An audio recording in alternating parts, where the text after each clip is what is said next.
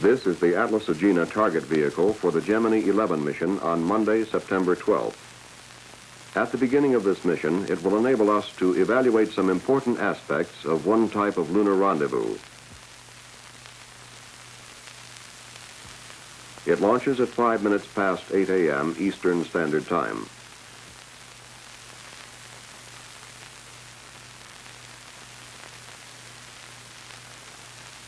As the Agena goes through all phases of powered flight to orbit without incident, the Gemini 11 spacecraft is counting down on pad 19, about 90 minutes from launch. The crew, Command Pilot Charles Conrad and Pilot Richard Gordon, will execute maneuvers for rendezvous in their first revolution with the Agena. Space scientists have taught us to call this an M=1 rendezvous.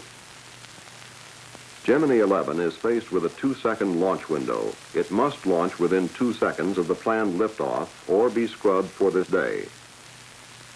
Tracking data now tells us that the Agena is in a near circular orbit with a 156 nautical mile perigee and an apogee of 166 nautical miles.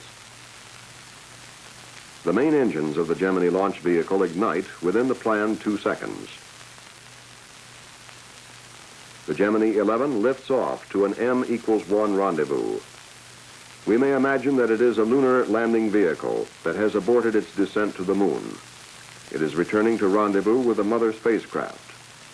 We can get a measure of the crew workload and procedures in such a situation.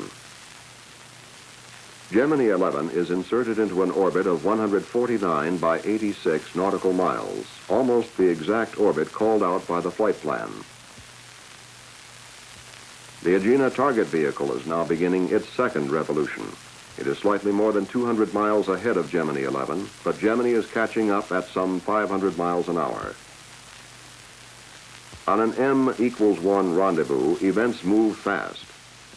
In 35 minutes, Command Pilot Conrad reported to Tananarive Tracking Station that he had the Agena in sight at about 75 miles. Over Australia, the command pilot executed his terminal phase maneuver, burning at 141 feet per second. At Hawaii, the Gemini 11 was in a braking maneuver. The command pilot came back on the air at California. We heard that now classic phrase first given by Pilot Stafford on Gemini 6 mission. Okay, we're spacing, keep them. Roger, outstanding. M=1 rendezvous was performed just beyond Hawaii and performed entirely by onboard equipment supported by the backup computations of Pilot Gordon. The time, 1 hour and 24 minutes after launch. After a station-keeping exercise, Command Pilot Conrad reported to spacecraft communicator John Young that Gemini 11 was ready for docking. Hey, John, we're going to go ahead and dock at this time. Roger, it's okay, and you go for docking, over. Roger, you go for docking. The onboard footage in this film was shot at 6 frames a second and printed for normal projection. We are docked. Rigid lights on. We confirm they're docked, flight. Roger. The time of dock was 1 hour, 38 minutes, and 18 seconds after launch. Gemini 11 had rendezvoused and docked in the first revolution. The earliest this had been accomplished after launch in any previous Gemini mission was the third revolution. 4 dockings were scheduled by Gemini 11, and 4 were completed. Both crew members docked the spacecraft, the command pilot twice and the pilot twice. The crew's working day now came to an end, and they were in a sleep period. When they awoke and began their morning, it was just past midnight on the ground. The major event of the second day would be an extravehicular activity of Pilot Gordon. Gemini 11 approached the United States on its 15th revolution. Everything was ready.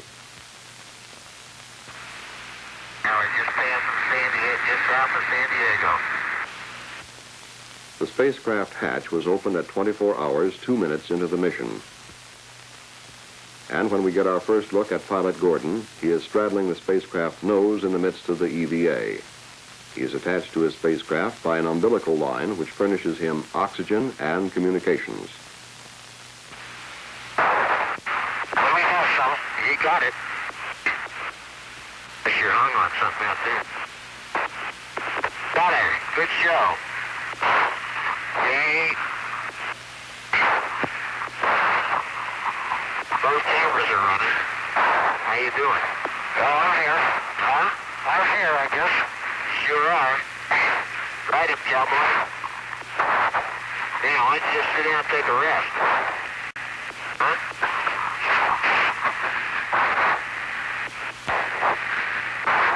How you doing? Tired, Chief. All right, just rest. Yeah, you got plenty of time. Only been out 9 minutes.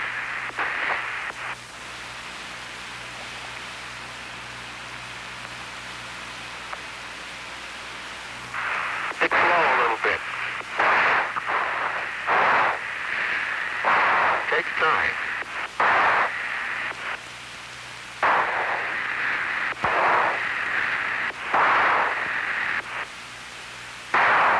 Hey, you ought to see him. Just riding it like a cowboy.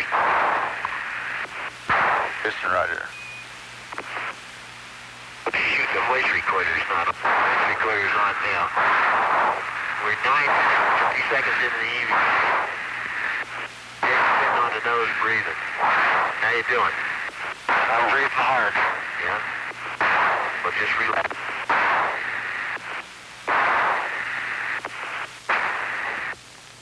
Astronaut Gordon is removing a Dacron tether from the Agena.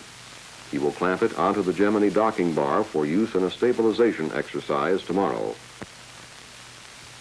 During the EVA exercise, the pilot became increasingly tired. He had lost the sight of his right eye from sweat, and rather than risk losing vision in the other, the command pilot called him in, ending the EVA after 44 minutes. Early termination of the EVA canceled an experiment using a power tool for the first time in... On the next revolution, the hatch was opened briefly to jettison equipment associated with EVA. The crew now had a little more elbow room in their spacecraft. For the rest of the day, they worked on experiments. 11 were in the flight plan. The crew now slept about 5 hours. They awoke in their 25th revolution. The mission was more than half over. At the beginning of the 26th revolution, Command Pilot Conrad received a go for a burn of the primary propulsion system, the PPS of the Agena. Gemini 11, CSQ. He's got a go for your PPS burn. Roger. He lit the big Agena engine over the Canaries. It added a velocity of 920 feet per second to the orbit of the combined vehicles. The Agena carried Gemini 11 to a new altitude record, reaching an apogee of 739 4/10 nautical miles over Australia. We are 325 miles higher than the old altitude set in July by Gemini 10. The crew remained in this orbit for 2 revolutions. They looked down on Earth with a view never before seen by man. They photographed that view for us with a wide-angle lens. The round curvature of the Earth stands out clearly, and it looks almost like a small globe on a table. Searching for adjectives, astronauts Conrad and Gordon said repeatedly that the sight was fantastic and unbelievable. We can only agree with them. Canavan 11. Okay, everything's go up here and the world is round. You got a good view? I mean, it's spectacular. Girl, it's utterly fantastic. You wouldn't believe it. Over everything hangs a vivid blue color. If there are intelligent creatures in the universe, perhaps they call us the blue planet. The flight plan allotted some 3.5 hours to Gemini 11 in this orbit before the command pilot executed a retrograde burn of the Agena PPS. It decreased the orbital velocity 918 feet per second. Spacecraft and its docked target vehicle then returned to the lower orbit of 164 by 156 nautical miles. The day had been busy. For the first time since they awoke 6 hours ago, the crew had time to eat breakfast. The pace did not slow down. On the 29th revolution, the crew was ready to begin a 3rd EVA for photography from an open hatch. Pilot Gordon shot synoptic terrain and weather photographs of the type familiar from past flights. He also performed an ultraviolet photography experiment. The stand-up EVA ended over Hawaii on the 30th revolution. It had lasted 2 hours, 11 minutes, setting, as the spacecraft communicator put it, a new world's outdoor record. Spacecraft and Agena had been docked since the first day.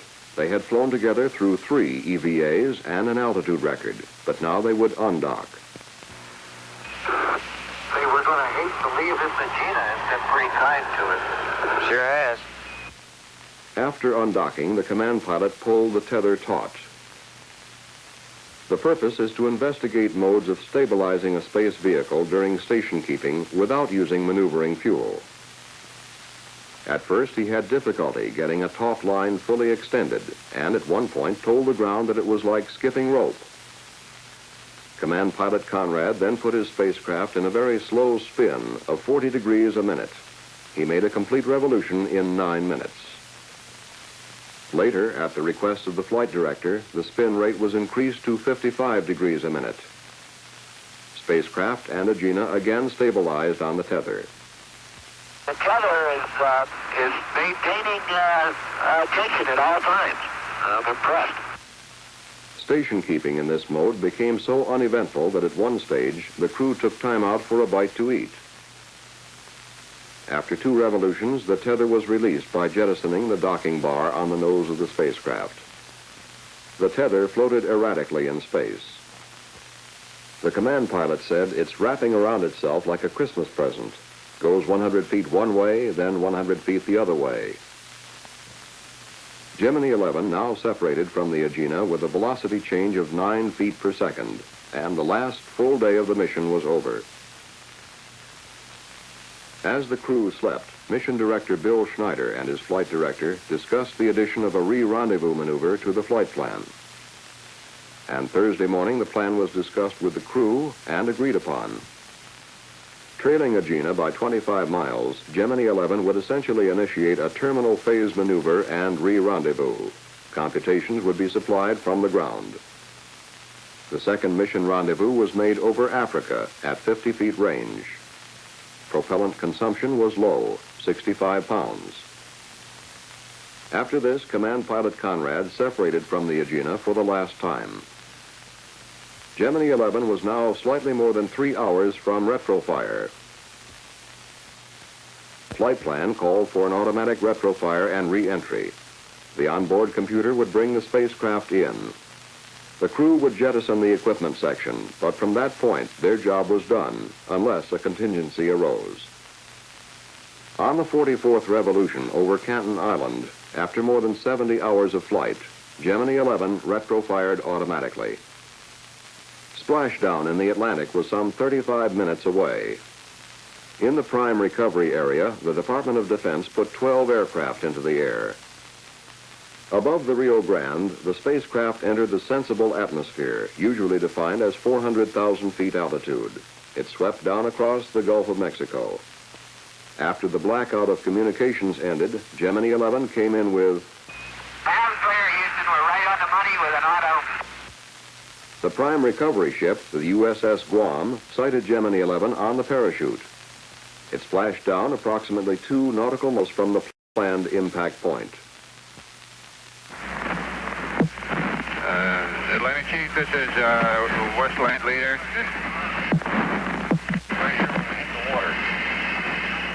Gemini 11, sit report. Parachute has deflated, over. Guam report spacecraft 5,000 yards dead ahead. Atlantic Chief, this is Westland Leader. Flotation gear and 3 swimmers are in the water, over. The hatches soon came open, and the crew left their spacecraft to enter a life raft, awaiting a helicopter pickup. Hoisted aboard the helicopter, they had a short flight this time. The Guam was less than a mile away. This crew, command pilot Conrad and pilot Gordon, had flown a mission almost precisely to the flight plan. They flew a spacecraft whose systems had no malfunctions which affected mission performance.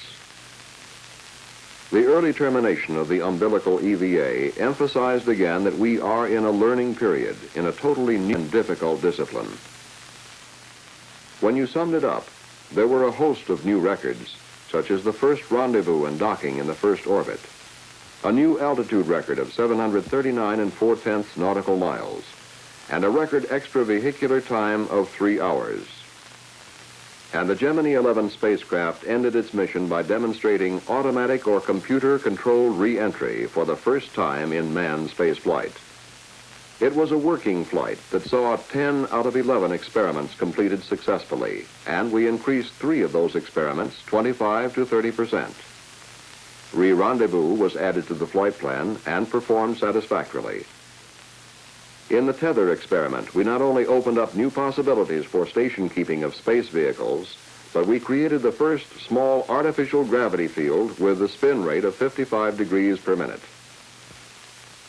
Spacecraft 11, the next to last Gemini vehicle, had now taken its place in the manned space program of the United States.